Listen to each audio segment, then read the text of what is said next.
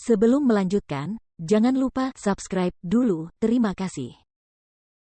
Bab 291, Rumput Jiwa Kehidupan. Tatapan mata Huang Xiaolong dan Yao Fei bertemu sebentar lalu keduanya mengalihkan pandangan. Karena Yao Fei ini datang ke sini, ke Bedlam Lands, maka dia harus tinggal di sini selamanya. Kilatan niat membunuh melintas di mata Huang Xiaolong. Beberapa saat kemudian, pintu aula perusahaan lelang ditutup, menandakan dimulainya lelang. Lelang dipimpin oleh seorang lelaki tua dengan pupil mata hitam yang bersemangat dan rambut putih penuh, satu-satunya juru lelang kelas atas di kota Dewa Segudang, bernama Fang Dong. Berdiri di atas panggung, Fang Dong menjelaskan beberapa aturan lelang dan hal-hal yang perlu diperhatikan dengan jujur, lalu segera melanjutkan dengan barang lelang pertama. Barang lelang pertama bukanlah ramuan jenis apapun, juga bukan pelet roh atau batu roh, melainkan pedang tajam bernama Darah Iblis. Pedang itu pendek, tubuhnya berwarna hitam marun gelap, seolah-olah diolesi lapisan darah berwarna hitam. Menurut pengantar Fang Dong, pedang Blood Demon ini adalah senjata peninggalan seorang prajurit Saint Realm bernama Chen Fei dari 1000 tahun yang lalu. Pedang itu sangat tajam dan kemampuannya yang paling mengerikan adalah bisa menghisap darah. Menghisap darah musuh. Para korban yang jatuh di bawah pedang ini, ketika mereka mati, semua darah di tubuh mereka akan tersedot kering, mirip dengan mayat yang diawetkan. Ketika para prajurit yang hadir di aula lelang mendengar bahwa darah iblis memiliki kemampuan mengerikan untuk menghisap darah musuh, mata mereka langsung berbinar. Bagi mereka, yang tinggal di Bedlam tempat pembunuhan terjadi setiap hari, senjata yang bagus sangat penting untuk meningkatkan peluang bertahan hidup.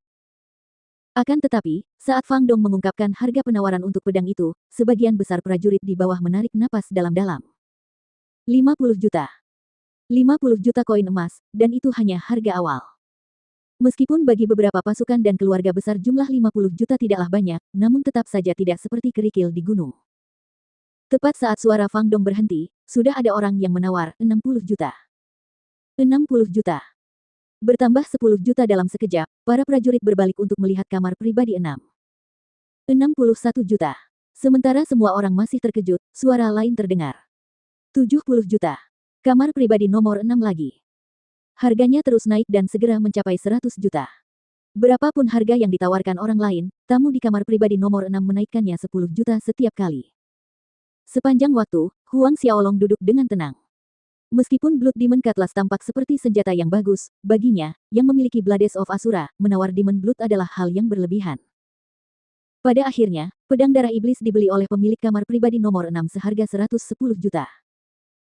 Barang lelang kedua setelah pedang darah iblis adalah kotak giok berisi 3 tangkai ramuan roh rumput jiwa kehidupan, ramuan roh yang sangat langka. Setiap tangkai rumput jiwa kehidupan itu berusia lebih dari 1000 tahun. Nilai sebatang ramuan jiwa kehidupan yang berusia lebih dari 1000 tahun tidak terukur. Melihat 3 tangkai rumput jiwa kehidupan di atas panggung, mata Huang Xiaolong berbinar. Jika dia mengambil 3 tangkai rumput jiwa kehidupan ini, seni boneka kuno dan kultivasi mandat jiwanya pasti bisa membuat terobosan lain, menggandakan kekuatan spiritualnya, mungkin 3 kali lipat atau bahkan lebih. Untuk 3 tangkai rumput jiwa kehidupan ini, harga awalnya masing-masing 30 juta, ketiganya dilelang bersama dengan harga awal 90 juta. Juru lelang Fang Dong menjelaskan secara singkat berbagai kegunaan rumput jiwa kehidupan, dan akhirnya menyatakan bahwa ketiga tangkai rumput jiwa kehidupan akan dilelang bersama. Kali ini, tidak seperti sebelumnya, aula itu sunyi. Tidak ada yang mengajukan penawaran cepat. Meskipun Life Soul Grace merupakan ramuan spiritual yang sangat bermanfaat bagi jiwa, seseorang perlu melengkapi dosisnya dengan teknik kultivasi kekuatan spiritual untuk mendapatkan manfaat yang sebenarnya. Jika tidak, efeknya tidak akan mencapai minimum, terlebih lagi, tidak banyak teknik kultivasi kekuatan spiritual yang tersedia. Oleh karena itu, tidak banyak orang yang tertarik pada Life Soul Grace. 100 juta. Setelah hening sejenak, akhirnya seseorang mengajukan penawaran.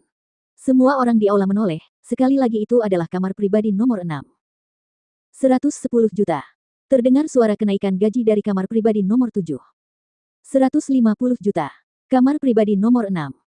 150 juta. Kamar pribadi nomor 6 menaikkan harga 40 juta lebih tinggi, membuat semua orang di aula bawah ketakutan. Suara-suara terkejut terdengar di aula.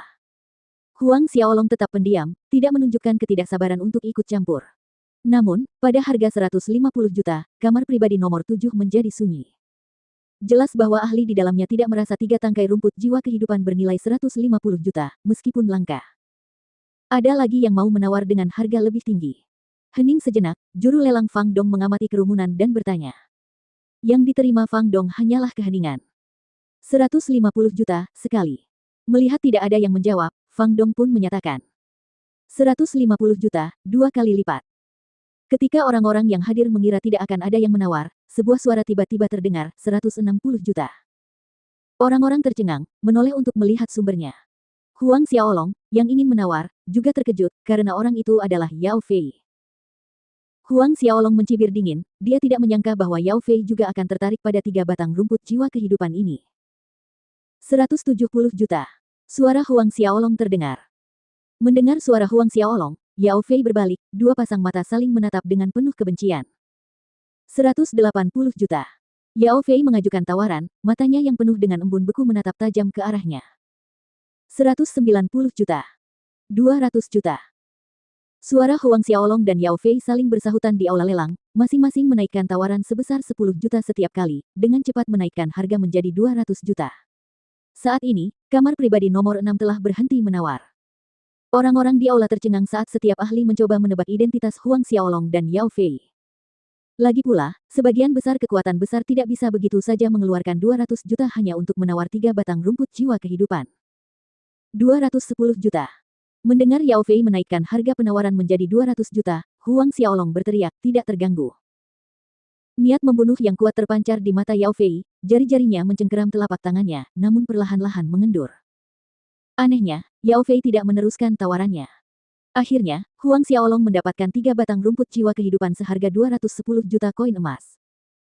Huang Xiaolong menyimpan Life Soul Grace di Asura Ring setelah membayarnya.